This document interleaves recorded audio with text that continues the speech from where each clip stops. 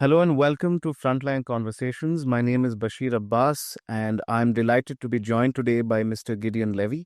Mr. Levy is an internationally acclaimed journalist and author. He's an award-winning columnist at Israel's Haaretz newspaper and is part of its editorial board. Mr. Levy, it's a delight to have you here. Welcome, sir. Thank you so much for having me. Mr. Levy, I wish to talk to you today about a range of issues, but particularly on Gaza and the ongoing ceasefire and seek your insights. But to just start things off, a three-phase ceasefire has technically been in effect between Israel and Hamas since the 19th of January of this year. But it is my understanding that Israel now seeks to modify the existing ceasefire deal, especially before moving on to phase two, and is now demanding that Hamas release half of the remaining hostages in captivity. And to force this, Israel has cut off effectively all humanitarian aid to Gaza. And other ministers in the Israeli government, such as Finance Minister Bezalel Smotrich, has said that this is a step in the right direction and that Israel should go ahead and cut off electricity and water as well. Mr. Levy, how do you read this? Can one say that there is a ceasefire at all today? How do you read these developments against the other developments that have happened thus far? Let me, Bashir, be very clear. Israel violates the agreement that Israel had signed on. Namely, that after phase one, which was totally implemented by both parties, there will be phase two and three, which finally will include the full withdrawal of Israel from the Gaza Strip. Israel signed on it, and now Israel is violating. There is no other way to put it. Secondly, stopping the humanitarian aid is by itself a violation of the international law. No other way to put this, because starvation and preventing water and electricity by a whole population of 2.3 million people are all violation of the international law, are all crimes, inhuman, and also not only illegal, but also don't serve anything. So in any case, that's the way that I see it. Thank you, Mr. Levy. I think that's as categorically as one can put it. But in addition to this, we've also seen other statements, such as from Foreign Minister Gideon Saar, where he says that Gaza must be demilitarized before Israel agrees to proceed on phase two of the ceasefire. Whether or not Netanyahu goes ahead and seeks new ceasefire terms, I think the real question here is whether or not President Donald Trump and his envoy, Mr. Steve Witkoff, will in any way force Mr. Netanyahu's hand to adhere to the existing terms, because we all know the ceasefire itself came into place after a round of intense diplomacy featuring Mr. Witkoff earlier in January. Do you think that influence continues, or do you think otherwise? First of all, I couldn't phrase it better, and you really don't need me, because I agree to every word that you said now. The question is the only relevant question is not what the foreign minister of Israel said or didn't say, or the finance minister. The question is in Washington. And the question is, will Washington be decisive enough to force Israel to go for the second phase, as it did for the first phase? Because you rightly mentioned that without Mr. Witkoff, there wouldn't be even the first phase.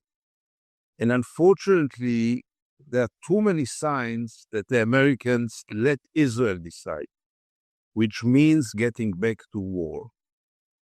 And I still hope that I'm wrong, but you hear more and more expressions from the White House that they are leaving it to Israel. If it's up to Israel, we will face a renewal of the war. So you're saying that if Washington continues to allow Mr. Netanyahu to tread this path, then we are going to revert to a situation before the 15th of January. Definitely. And maybe even worse this time. It might be even worse because on the 15th of January, there were still the influence and the remains of the former administration in Washington. And there was for sure no green light to Israel to commit crimes of war. Now, if they will not change, there is a very clear green light from Washington, letting Israel going wild. I understand. Thank you, Mr. Levy. I think the ceasefire agreement is something that everybody is still trying to make sense of, because most of the doubts when the ceasefire first came to be implemented pertain to phase two, not so much as to phase one. But I'd like to shift your attention now more towards the plans for the day after in Gaza, because that's also a lot. That's also where a lot of global focus has been in the past few weeks, and in particular, I think just as recently as yesterday, again, Israeli Prime Minister Mr. Benjamin Netanyahu asserted that he backs U.S. President Trump's plan for the U.S. to take over Gaza and to turn it into a Riviera. But while he backs this, it is also very clear that the Palestinians and all of the Arab states and the Iranians certainly reject any such proposals. And I think the Arab League is presently meeting to consider alternative proposals that they can present to both Israel as well as to the United States. But the question really is, how open do you think President Trump himself is to alternative proposals? And I have the visuals in mind from the White House when the Jordanian king visited, and when Mr. Trump indicated what he has in mind again. And the Jordanian king repeated that there are alternative proposals in the works. But given that the Arab League is meeting now, do you think there is any shift in President Trump's appetite for alternative proposals, or there isn't? First of all, we have to ask not only how open he is, but how serious he is. Because his original plan is not serious, not implementable. It was thrown to there without any preparation, without checking it with anyone else. It's very easy to offer, to make all kind of weird offers about the Riviera in the Gaza Strip and the paradise in Rafah and so forth. But you need some partners and you need some plan, and there is none. Neither partners, no plan. So I wouldn't take it too seriously. On the other hand, it really pushed the Arab states to find an alternative path, because still Donald Trump frightens everybody in the world, as we saw. In the last days, we see how Europe is frightened by Trump, not to speak about President Zelensky. So in any case, we are facing a situation in which Trump saw a total unserious, almost I would say lunatic idea. And now everyone is trying to as a backlash, to find alternatives. And the question is, how will he stick to his original plan? The only obstacle is that it is not implementable, so he might stick to it, but where will the Riviera be exactly? And who is going to build it? And who is going to evacuate 2.3 million people? And who is going to absorb 2.3 million Palestinians? It's all questions which are still floating in the air without any answer, and there will be no answer to those questions. Right. And it is also my understanding that the Jordanians and Egyptians have consistently reiterated the rejection of this plan. Jordan, especially, given the fact that the Palestinian refugee population in Jordan has a long political history and a complex relationship with the monarchy there. But I believe that the Jordanian refusal has been as staunch as it could be. But do you think there is any card that Washington could play at all to convince Jordan, or that is a moot point? Look, we are dealing with two regimes which are quite fragile.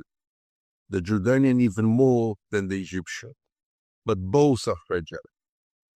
Both are not deep-rooted, and they have their weaknesses. Egypt is very, very poor, and so is Jordan. And the monarchy in Jordan is shaking for many years. I mean, on one hand, it's the most stable regime in the Middle East, but it's always under risk, under question mark, because finally, the majority of the population in Jordan are Palestinians. And for them, the king is not their aspiration. So both cannot say only no to the United States and not carry the consequences. Now, both also are getting quite big foreign aid from the United States. So they depend on the United States, but not only in money, also in political and military support. So on one hand, it's unquestionable that they cannot make it and they will not make it, but I would like to be in their shoes now. Neither the Jordanian. Look, the Egyptian president didn't even dare to come to Washington because he knows what expects him. He might face another Zelensky guilty. So there is no easy question. The United States has a very strong leverage on those two weak regimes. On the other hand, I cannot imagine myself they will agree because this is suicidal. They cannot absorb 2.3 million Palestinians. It will unstable the whole region.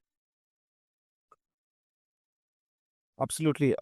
As you rightly pointed out, the Egyptians have refrained from going to Washington, at least at the same level. But on the other hand, the Egyptians have also been proactive in presenting an alternative proposal to the Arabs. I think Reuters reported yesterday that the Egyptians have presented a plan to the other states of the Arab League, which I think is currently being presented during their emergency summit, which of course rejects the US proposal for Gaza, but it looks to replace Hamas with what Egypt calls a governance assistance mission that will have interim bodies from, quote, Arab, Muslim, and Western states. Now, while the plan also calls for an international stabilization force and a multinational board to oversee both governance and security, Hamas very clearly has rejected the plan. I think Hamas leaders have also said that they haven't even heard or seen any such draft of the plan. And both Egyptian as well as Israeli officials also have refrained from issuing any comment on any such plan. But what is your view of such a plan? Can this be implemented at all? I think the only goal of the Egyptian plan is to convince Donald Trump to give up his plan. Not much more than this. They want to show that they have an alternative, which by itself is not an alternative. They're saying it is 150 pages. Okay, you can also give 1,500 pages of nothing, of a program which is beautiful on the paper and is not implementable, is not achievable, because Hamas is the strongest and the only force in the Gaza Strip today. We may like it, we might not. But there is no alternative to Hamas. What does it mean Egypt will replace Hamas? How will it replace Hamas? With tanks, with air force? Hamas is not going to give up the Gaza Strip. It's their only outhold. It's their only place where they can really still be active and alive politically, even though they damaged militarily, but politically they are still the only acting organ in the Gaza Strip. So what does it mean replacing Hamas? How do you do it? Especially when in Gaza there is no other alternative. It's not like in Gaza there are the Republicans and the Democrats, and you might replace one with the other. In Gaza, Hamas right now is unreplaceable. There is no one else. Israel says no also the PA, and even if Israel would have said yes to the PA, I'm not sure the PA is capable of taking over Gaza. Hamas will not let the PA come into Gaza. So all those plans are beautiful on the paper, but I don't see them being implemented. I wish I will be found wrong. I wish one of those, because finally the goal must be rehabilitation of Gaza. Those poor 2.3 million people deserve some future, some perspective, some kind of hope, but I don't see it. Yeah, Mr. Levy, we'll come to the Palestinian Authority in a bit, but what you just said about Hamas and Gaza resonates with me, because I think one of the most famous one of the most famous assessments of the outgoing Biden administration was that Hamas has managed to completely replenish its strength in the Gaza Strip. Now, that has long been the American assessment. We haven't heard that assessment being repeated by this new administration in Washington. But do you think the Israeli view is the same? Because obviously, the Israeli government is not going to publicly share its own alignment with that assertion. But what do you think about Hamas's military and political capabilities today? If Israel wouldn't believe that Hamas is still the strongest power in Gaza, Israel wouldn't renew the war. The whole excuse for renewing the war is that the so-called total victory was never achieved and cannot be achieved, and Hamas is still alive and kicking. By the fact that Israel is aiming at renewing the war, you understand that Israel understands that Hamas is still there. Right, right. I suppose that makes sense.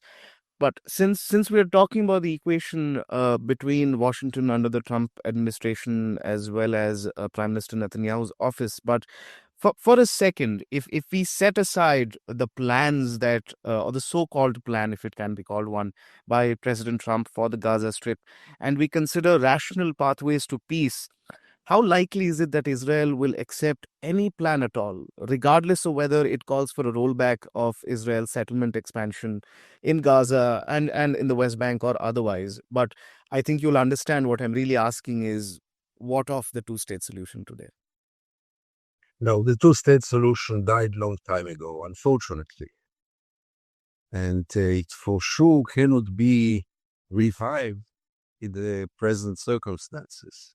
On the contrary, we have a government in the last 15 years who did anything possible to destroy this solution, and it was destroyed.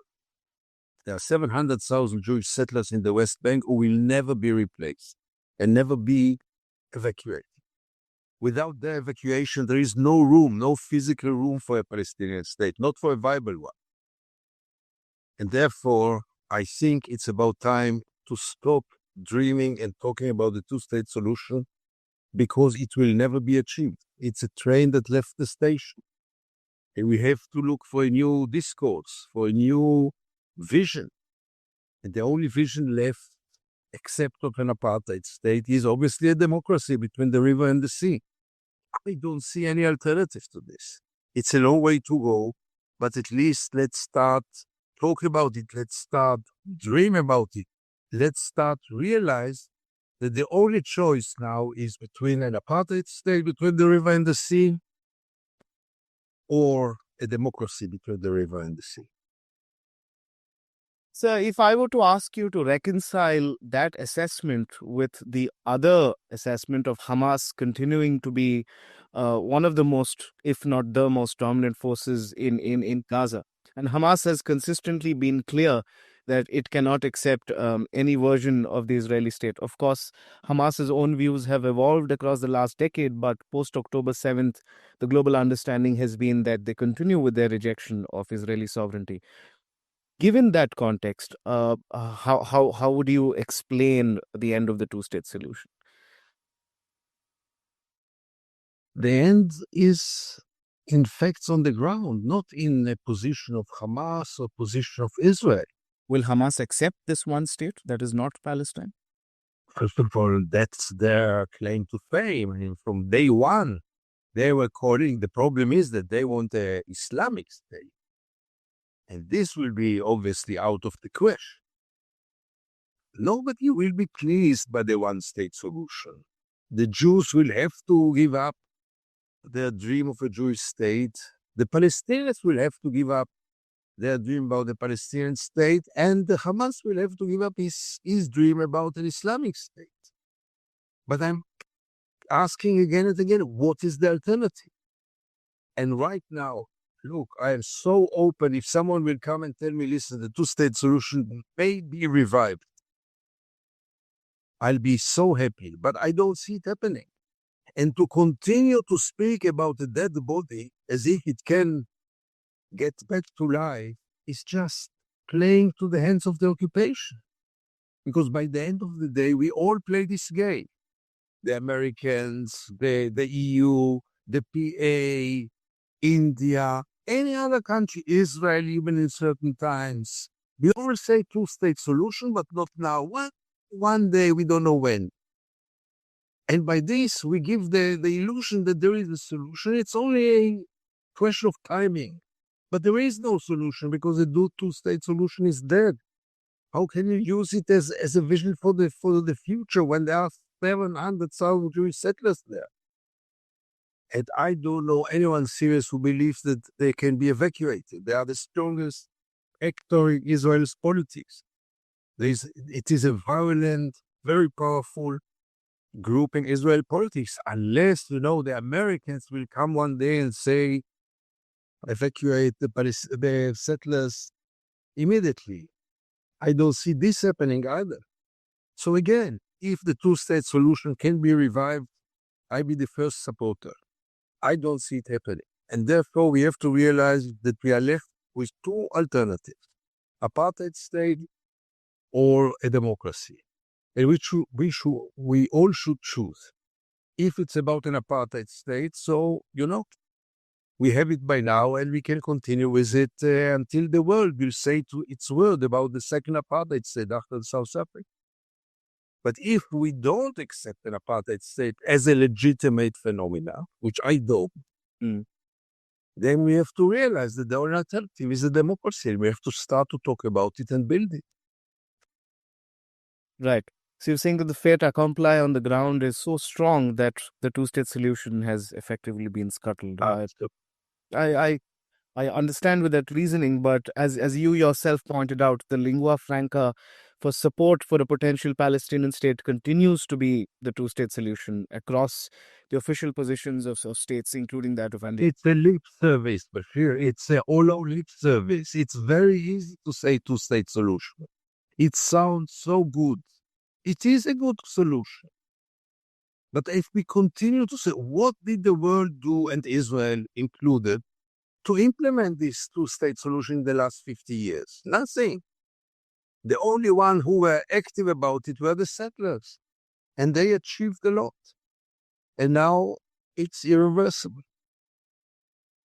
Yes, and will I be right in saying that when Ariel Sharon and subsequent Israeli leaders sort of led up to 2005, 2006, when Israel withdrew from the Gaza Strip, you see the percentage of total Israeli settlers was far lower than it is today. And even then, it was quite difficult. So today, it is bordering on impossible. Would you share that assessment? Absolutely.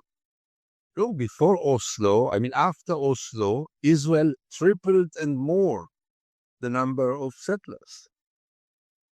So Oslo was a trap. We didn't know it, including me, but it was a trap because the fact is that after Oslo, Israel had tripled the number of settlements. And one should understand, if you want to know the real intentions of Israel, check its policy about the settlements. Because you don't build settlements in order to evacuate them. You build them in order to prevent the Palestinian state. This is the one and main purpose of the settlements. And Israel is building until this very day. More and more and more in the last 1.5 years, you wouldn't recognize the West Bank. How many illegal outposts are there over every hill almost? And if I'm not wrong, I think about 3 to 4 months before October 7th, Prime Minister Netanyahu had given Mr. Smotrich an even freer hand to come up with a larger plan for settlement expansion, especially in the West Bank. Absolutely. That's the raison d'etre of this government, of this coalition. Right. I think you've made that position pretty clear, Mr. Levy. But I think I'd now like to revert to the brief conversation that we were having on the Palestinian Authority. And this is a question that has been asked across the past 17 months at several points, that is the Palestinian Authority finished? We hardly find any mention of the Palestinian Authority in any of these reported proposals for a day after in Gaza. And all this is while, in the words of one of your recent pieces for Haaretz, while Israel is Gazafying the West Bank. This is what you had also asserted. So, what really is the future of the Palestinian Authority, which remains entrenched in the West Bank? First of all, what is the present of the Palestinian Authority? It is totally irrelevant, except of here and there fighting Hamas on behalf of Israel, a subcontractor of Israel. Where is the Palestinian Authority? Where is the leadership? It became totally irrelevant. Totally irrelevant.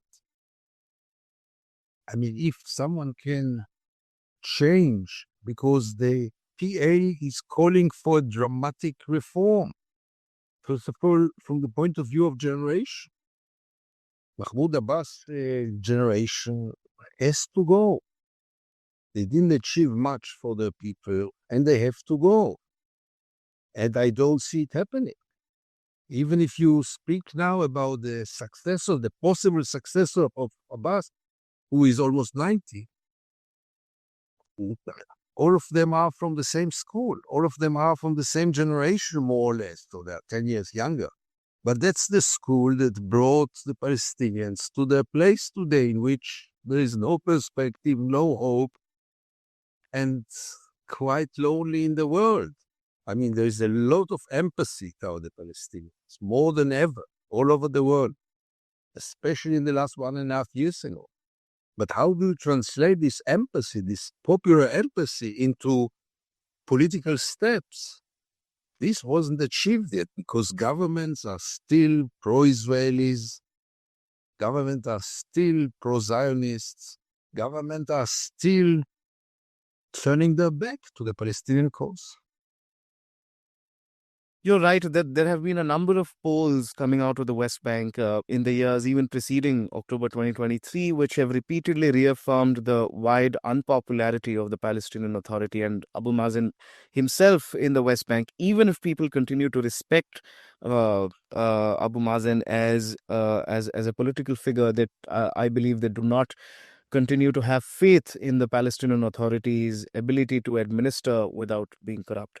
But at the same time, it is still the Palestinian Authority and Mahmoud Abbas who remains the point of contact for formal communication with the state of Palestine for the rest of the world, and that by itself, I think, is a key pillar of its legitimacy. Do you think that can change at any point? Because what other options are states like even India left with apart from coordinating with the Palestinian Authority? Yeah, but that's a tragedy because it's a very hollow tool. Yes, every statesman who comes to Israel spends 2-3 hours to go to Ramallah and to meet Abbas. So what? There are embassies of the PA all over the world. Their voice is being heard in the UN on behalf of the PA. Yes, but it is very hollow because behind this there is nothing.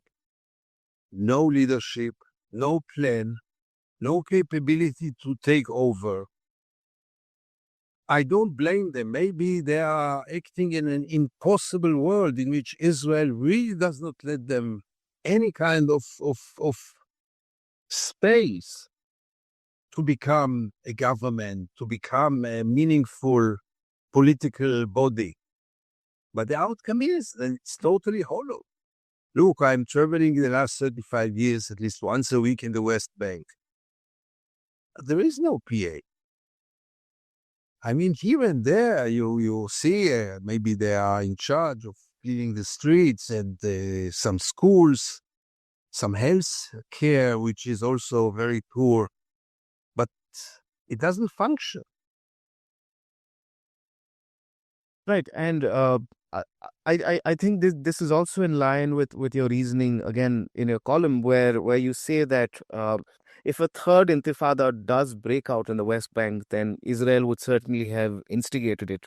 Uh, it almost feels like a counterintuitive question, but what are the chances of a third intifada? And even if it does come to pass, given how Israel has prosecuted its war in the last 17 months, what is to say that it will not unleash immense kinetic force to just nip the whole thing in the bud. And the fact that a third intifada will not achieve what the first and the second did. No, I totally agree with you. It will not achieve anything like the first and the second one. And it will not look like the first and the second one. Because in the first and the second one, there was a leadership, both local leadership and national leadership. There was some kind of organization running all this. Israel had smashed the Palestinians in the second intifada, and very little has remained. And now Israel is also really in the most brutal way breaking the last remains of any kind of resistance. First in the refugee camps, now camp after camp. They are physically destroying the refugee camps, which were always the focus of resistance. And I don't see how can an intifada in the version that we knew it from 2000, 2002, repeat itself. It will not repeat itself, but it will explode maybe on an individual basis. And we see it even now, because life in the West Bank in the last 17 months is not alive. And people cannot take it anymore. And you hear more and more people who say, we cannot take it anymore. We have nothing to lose. And that's very dangerous, because it might explode. It will not be exploded as an organized resistance, but it will be a very harsh and painful individual resistance. And we see signs to it already now. Right. So if I've gotten you correctly, what you're saying is it won't be a cohesive, organized mass movement, but an explosion of anger at an individual level, which will be harder to control and harder to predict.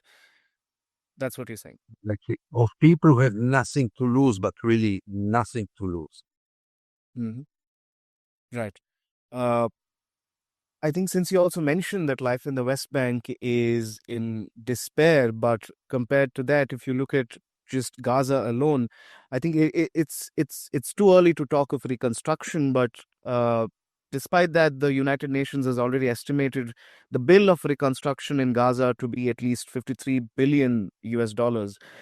And the fact that all of the states that have expressed an interest in helping to reconstruct Gaza on either side of geopolitical divides, whether Turkey or the Gulf states or even the United States itself, no matter how bizarre its plan sounds, it's clear that almost all of them have some version of rejection of Hamas.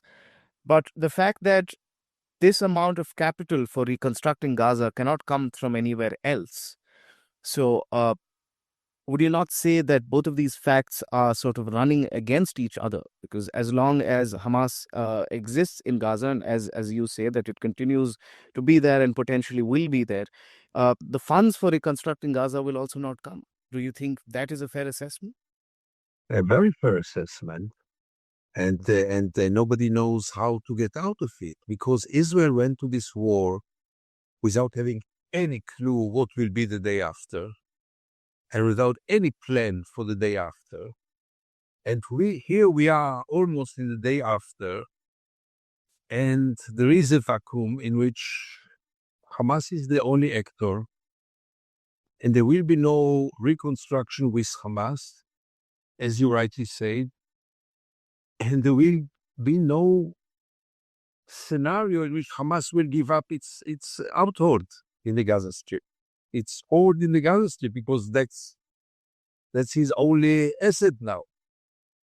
So it's a very complicated situation now, which I don't see how Donald Trump thinks that he can just move from one place to the other, 2.3 million people, and everything will be solved, and the Riviera will come to light. But obviously this is childish and ridiculous. Right. Mr. Levy, I just want to double click on something you said when responding that Israel went into this war without any real plan.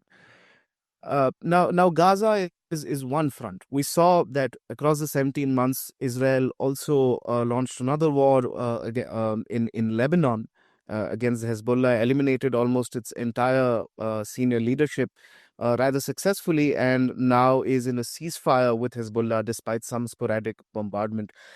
But on the other hand, it appears that Israel is threatening war against the interim administration in Syria because Mr. Netanyahu has called for a complete demilitarization of southern Syria.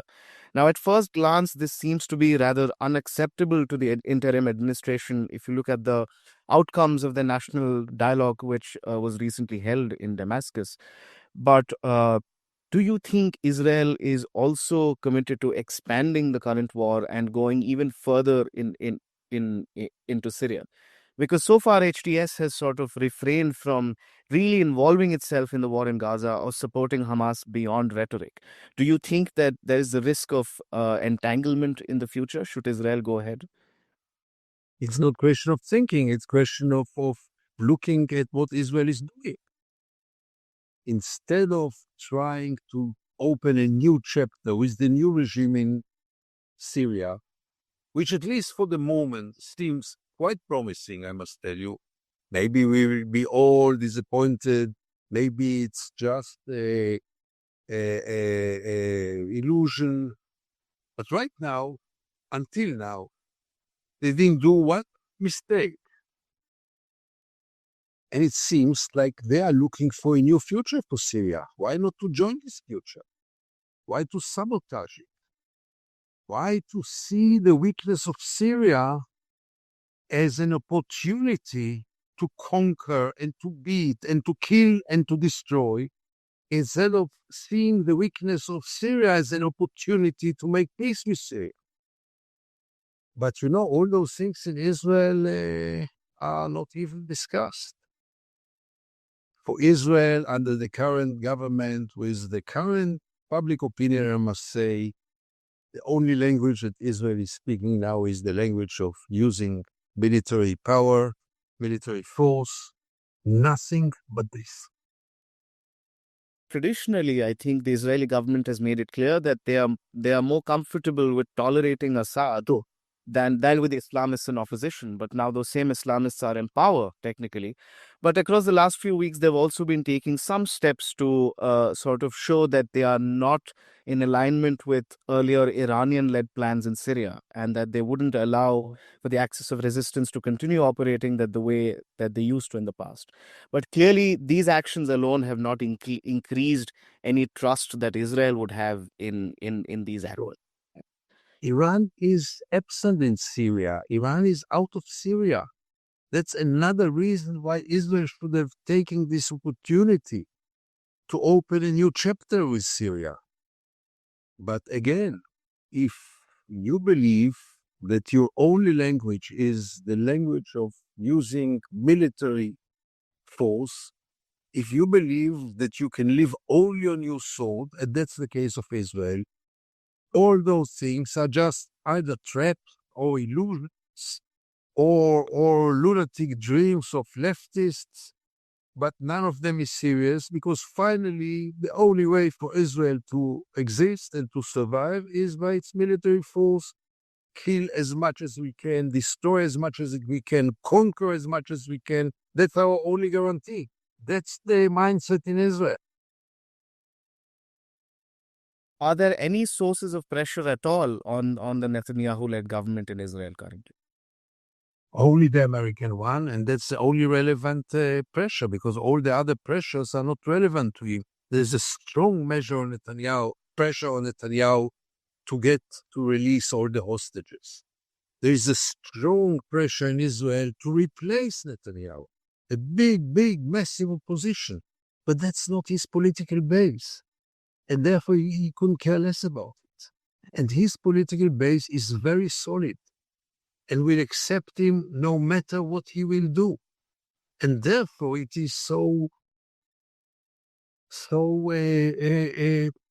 chances are so weak to replace him. The chances are so weak to put pressure on him. The only pressure that might change his policy is the American pressure, but I don't see it coming. Which is not forthcoming very clearly. Exactly. Right. Now, again, a traditional understanding has been that if Netanyahu should stay committed to the ceasefire, then that political base which you talk of is going to be harmed. Uh, Now, on the other hand, should Mr. Netanyahu do what he's currently doing, which is push for other forms of the ceasefire that allow Israel to continue its operations or make it virtually impossible for the other side, which is Hamas, to accept any terms that Israel desires, then that continuation of war is necessary for Netanyahu. Then would you say that the logical end of this war is a fundamental solution in Mr. Netanyahu's view to this whole question of Israel and Palestine, that there won't be any stopping the war until Israel itself establishes its own dominance in both the West Bank and Gaza, as it has tried to do? In Netanyahu's eyes, sure, but it's more than this. As you rightly mentioned, it's not only the West Bank and not only Gaza. It is also Syria and even Iran. So as long as all those goals will not be achieved, Israel will not sit still. Since you mentioned Iran, I'll allow myself a very slight detour because the new Iranian government led by Mr. Masoud Pezeshkian has been rather keen in showing to the world that it is open to engage, especially Western states. Now, the Trump administration has not given any sign of encouraging Israel to go into a conventional war against the Islamic Republic of Iran. But how would you explain the Israeli and the American relationship with Iran today and the chances of even an escalated conflict in the near future? Totally unclear. There is really a lot of ambiguity around it. We don't know what Donald Trump wants. He claims he wants to get to a deal, but did he put a veto on an Israeli attack over Iran? I'm not sure. I'm not sure. And will he assist Israel in such an attack? Might be. So here we are really in the darkness, and it's very hard to tell. Israel is obviously trying to push the United States into a military operation. As usual, Israel does not believe in any kind of agreement and any kind of diplomacy. And the question is, where does Donald Trump stand? And unlikely other issues, here he wasn't very, very clear and loud, not yet. He, as I said, he mentioned the political solution as the favorable solution for him, but he didn't exclude a military operation by Israel. Right. Mr. Levy, I'm also a great admirer of your work, and I've read your 2010 book, The Punishment of Gaza, and it is incredible that at the time you had called Gaza a gruesome experiment performed on living human beings. I think you had also described Israel's Operation Cast-Lead as a wild onslaught upon the most helpless population in the world. This was 15 years ago. And now Israel's 17-month-long war has killed at least 48,000 people, according to Gaza's own health ministry. Uh, you've already clarified that there are no real sources of political pressure on Israel, but how about Israeli society? Is there no feeling that resistance to the Israeli government at large, whether being led by Mr. Netanyahu or not, is increasing? Is social pressure on Israel's political establishment increasing, or is it not? Something happened in Israel, something very crucial happened in Israel on the 7th of October 2023. Aside of the horrible crimes which were committed and the terrible price that Israel had paid, Israel public opinion, I would even say the zeitgeist, the spirit of Israel changed dramatically, mainly in its so-called peace camp. They almost all shifted toward the right wing. The 7th of October was a terrible development in terms of maintaining some kind of hope among the so-called sane Israelis, so-called moderate Israelis, so-called liberal Israelis, most of them lost it. Not all of them, but most of them. And it changed Israel in a dramatic way. And today, most of the Israelis would support continuing the war. Most of the Israelis would support any kind of war. And there is no real opposition to war. There is opposition to Netanyahu. There is opposition which calls to release the hostages, obviously. But there is no room for realizing that we are committing crimes of war, no guilt feelings, no shame at all. Israel really turned into something that we never saw before, because there were always some senses of shame and guilt, not anymore. Mr. Levy, are you saying that there is a possibility that if all of the hostages, both alive and unfortunately dead, are returned, even after that, support for Israel's war against Gaza might continue? First of all, any war in the history of Gaza, or not only Gaza, any war that Israel launched got automatic support by Israeli public opinion. If there was resistance, if there was criticism, it was always in the later stages, not in the first stages. Israelis automatically support war. It's much easier for them to support war rather than to support peace. Peace always had a bigger opposition than war. Even though war calls for much a heavier price, but still the Israelis just see the so-called price of peace and never see the price of war. So in this term, don't forget that most of the Israelis lost any faith in the Palestinians, in their humanity, in even perceiving them as human beings after the 7th of October. And it's very hard to correct it. Very hard, not for the short run. Thank you, Mr. Levy. This has been a very enriching and invaluable conversation. But before I let you go, just a last line of questioning, since we've discussed the political and social aspects of how Israel views the current war, whether in Gaza or otherwise. But the last question has to be military. We remember that Netanyahu wasn't fully on board with the views of the IDF and the IDF senior leadership and his former Minister of Defense on what the day after plan is for Gaza. There is evidently some discomfort in how the IDF views its own position in Gaza and its ability to continue military occupation almost indefinitely.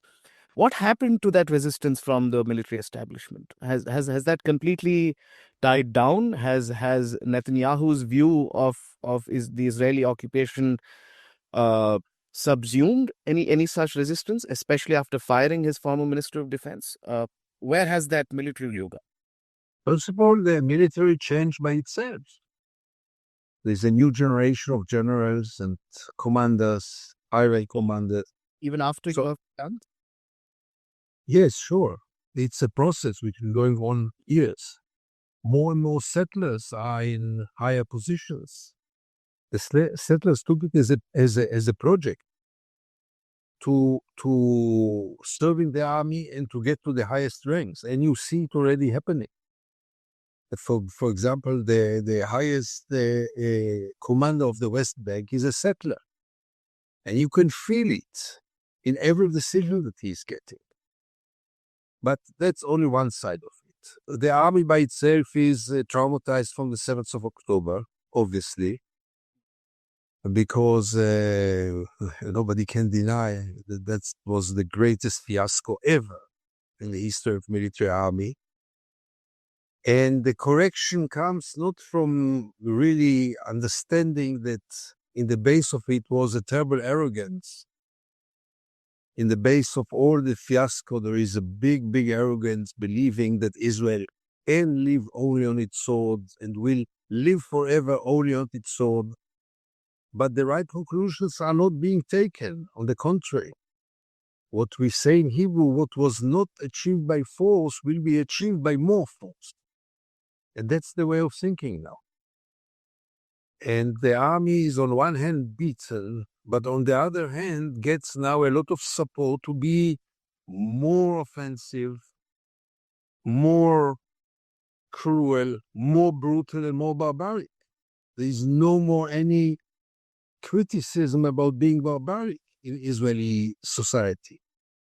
So they see it also, like the settlers, as an opportunity.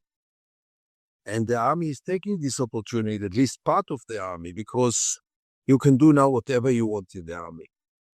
Last week, a group of soldiers, and it's not only high ranks, the lowest rank can do whatever they want. So a group of soldiers last week came to a few villages in the West Bank and just evacuated the families without any order, nothing. And today it was published that nobody will even being brought to justice for this. So soldiers understand they can do whatever they want with impunity. And that's the spirit now. And all of it is justified as a post-October 7th phenomenon, as I think. Absolutely. Now, after the 7th of October, we have the right to do whatever we want. Right. Mr. Levy, this has been a great discussion. We've covered. Even not a very happy one, or a very hopeful one. Unfortunately, as you earlier said, this is the zeitgeist of this topic, Yes. and we have to state things as it is. And stating things as it is something that you have very pragmatically done across the decades. And I really wish you well, and I hope you continue your good work for as long as possible. Thank you. I'll do my best. Thank you for having me, Bashir. All the best. Thank you. Thank you.